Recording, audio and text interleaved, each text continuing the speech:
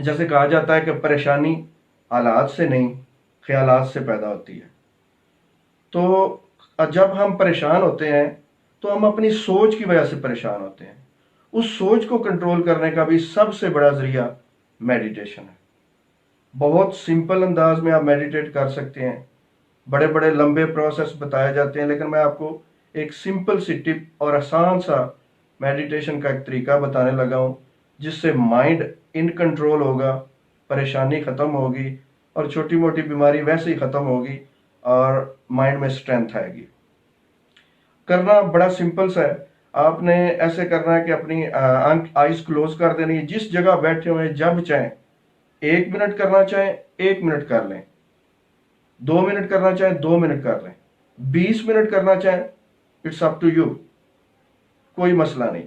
جتنا زیادہ کریں گے آپ کی اسٹرینتھ اتنی زیادہ بڑھے گی۔ آپ نے آئیز بند کرنی ہے، آنکھیں بند کرنی ہے اور مائنڈ کو نو مائنڈ سمجھنا ہے، جیسے مائنڈ ہے ہی نہیں، اور آپ نے انٹرنلی فوکس کرنا ہے اور مائنڈ کو نو مائنڈ سمجھنا ہے، جیسے مائنڈ ہے ہی نہیں، اور آپ نے انٹرنلی فوکس کرنا ہے جسم کے اندر، اپنے پیٹ میں چلے جانا ہے اور وہاں سے آپ نے دیکھنا ہے، آپ نے فیل کرنا ہے، فوکس کرنا ہے، توجہ دینی ہے صرف اور صرف اپنی سانس پہ۔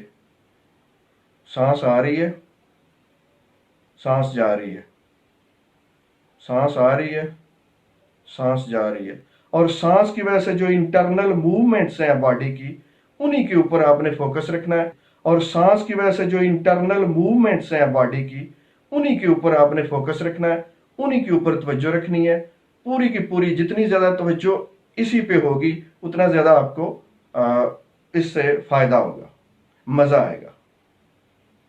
اور اس پروسیس کو آپ نے بور ہونے کے لیے نہیں کرنا، اس کو انجوائے کر کے کرنا ہے۔